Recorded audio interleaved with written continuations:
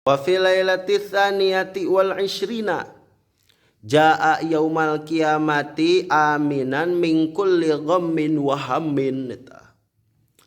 Jaa eta kalimahna fi'il lazim anu teu butuh kana maf'ul bih mana fa'ilna domir anu mustatir takdirna huwa balikna domir ka jalma anu migawe ibadahna. Yauma eta tuduh kana waktu atuh berarti kaasup kana dorob zaman al kiamatina eta mudhof ilaih. Aminan eta isim nakiro anu dimustaq tina wajan fa'ilun atuh berarti ieu teh jadi hal. Anu mana sohibul hal eta kudu ma'rifat mana lapad huwa ta eta. Min kulli minna eta harap jar kullina eta majrur.